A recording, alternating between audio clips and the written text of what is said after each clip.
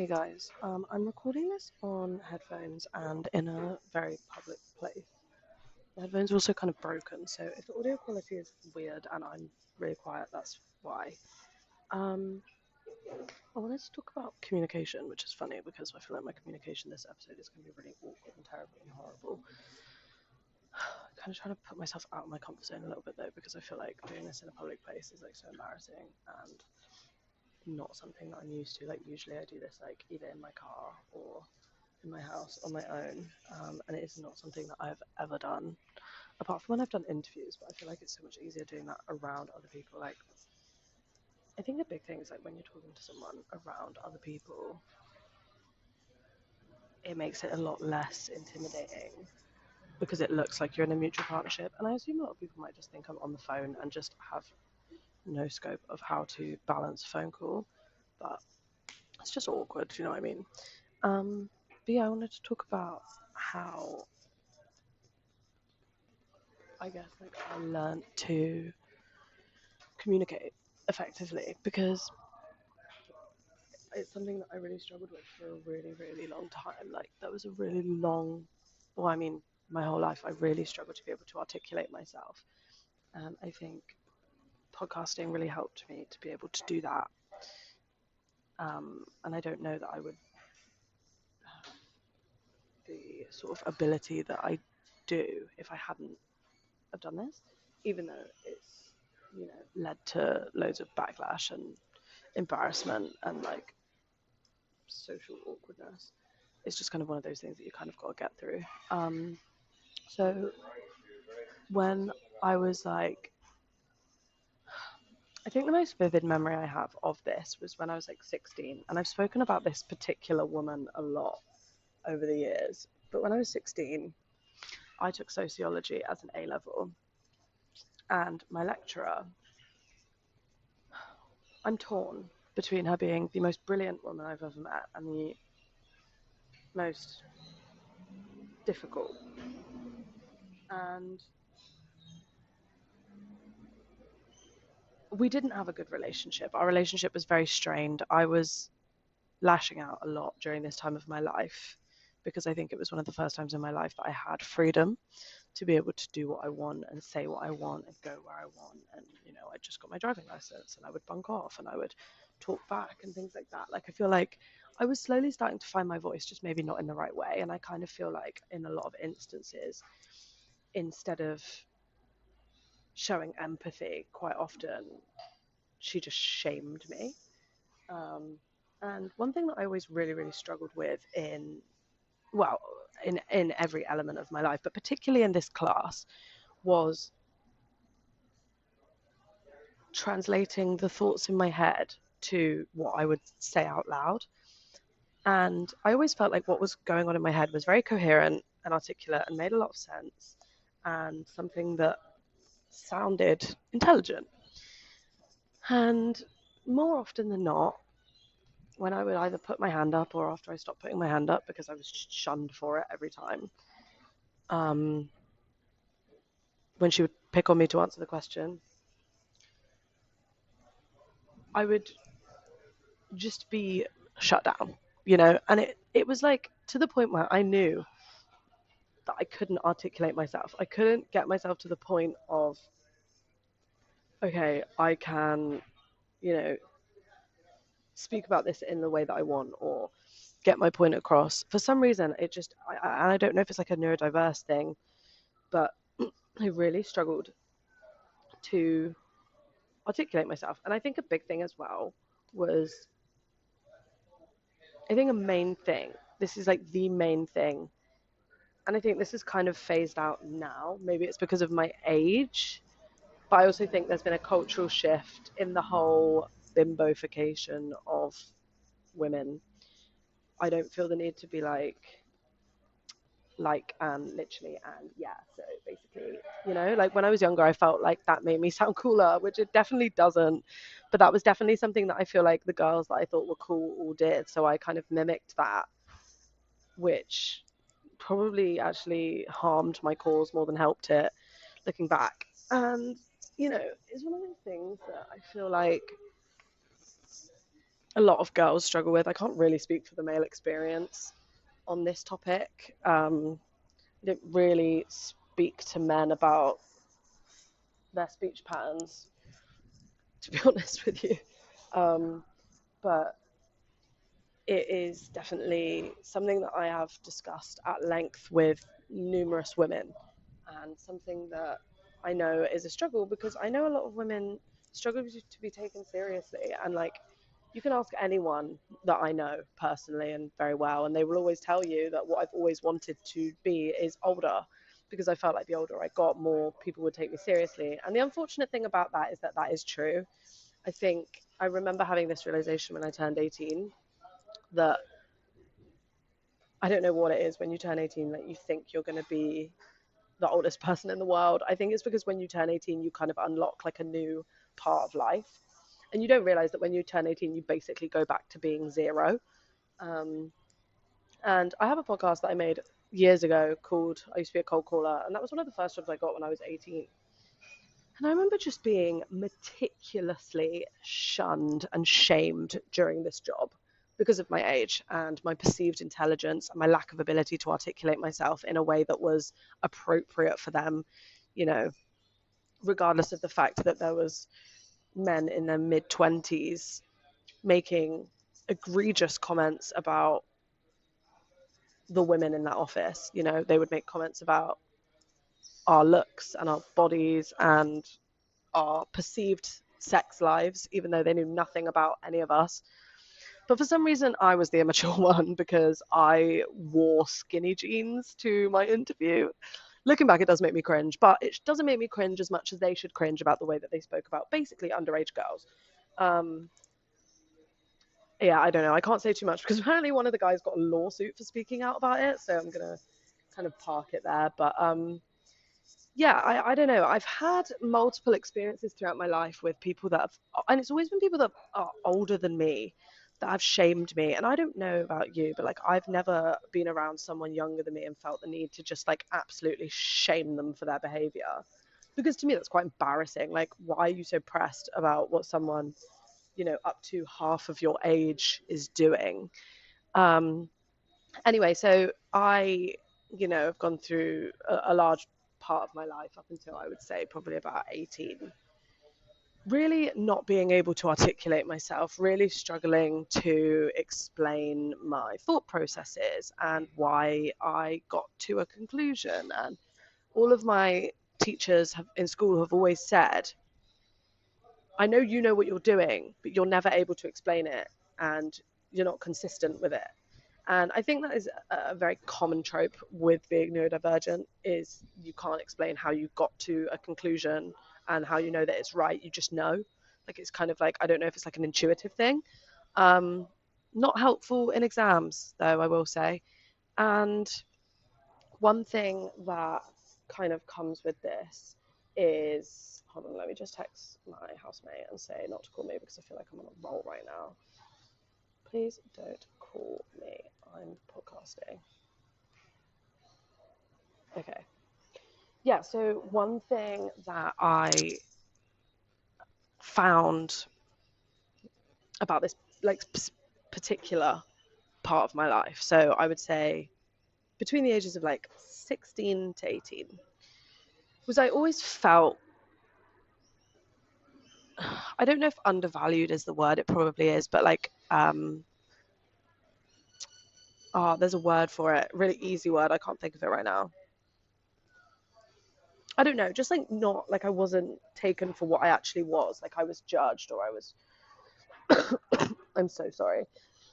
I'm coming off the back end of a really bad cold and I don't edit my podcasts. So I'm really sorry about that. But I just always felt like everyone thought I was just this fucking dumbass. And to an extent, you know, I probably was. And I probably was quite a lot of the things that they thought I was. But I was also a lot more than that. And I felt like there were very few people that saw that side of me. And that's okay. And I think that's probably like quite a universal experience. But it's difficult when you want to be seen for more than you are, you know. And I think that's been like an ongoing battle that I've had throughout my whole life, is feeling like I want to be seen not by an amount of people, not in like I want to be seen in like a fame sense. I want to be seen truly for who I am, and like that could be like one person, two people, but I feel like feeling truly seen is a real marker in like what I would put as something that is like super important to me.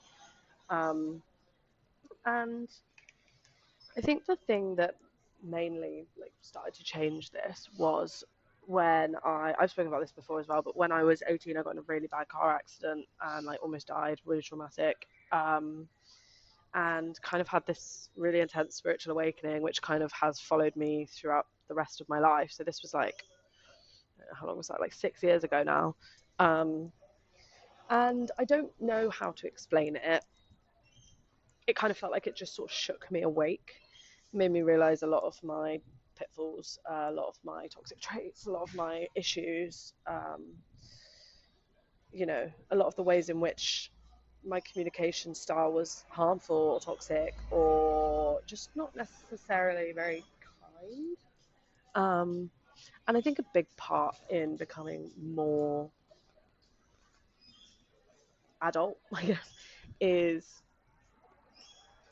becoming aware of your toxic traits. And I have 101 episodes on this. Like, this won't be the episode where I talk about that. But I do think it helped me develop my communication a lot.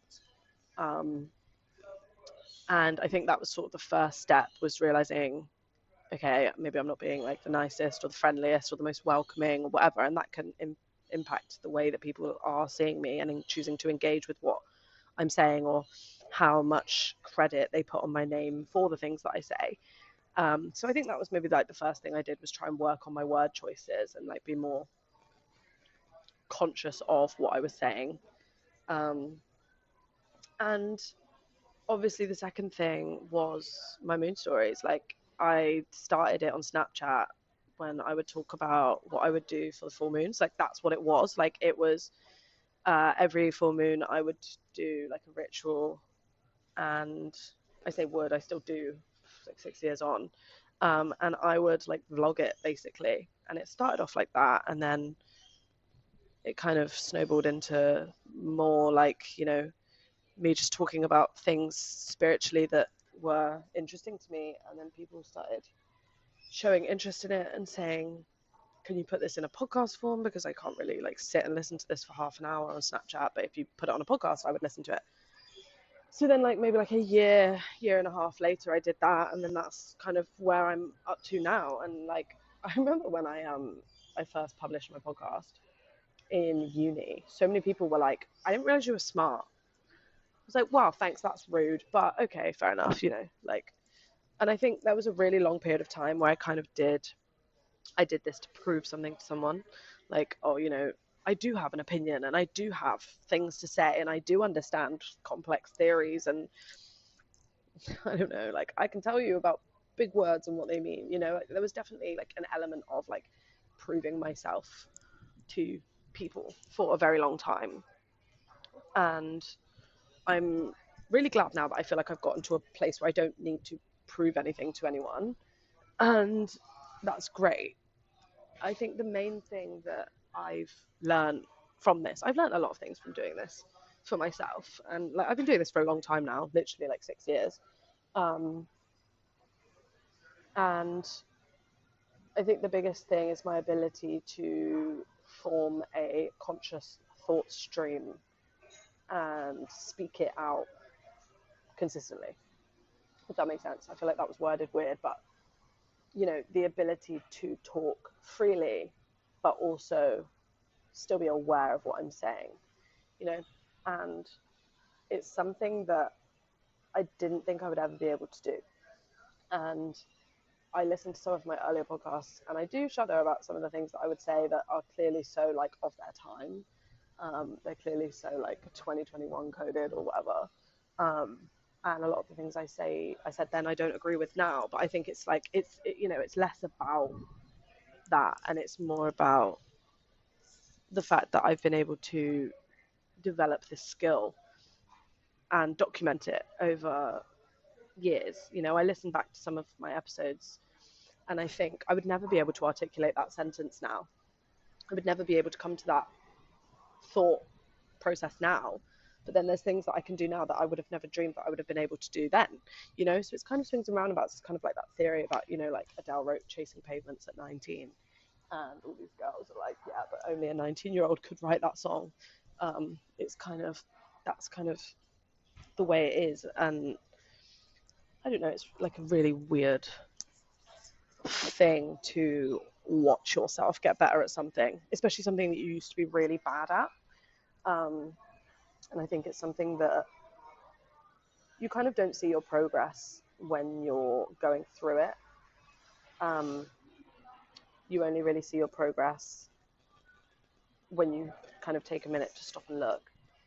And it's a really nice thing to see, you know, like for myself. I'm really proud of myself for that.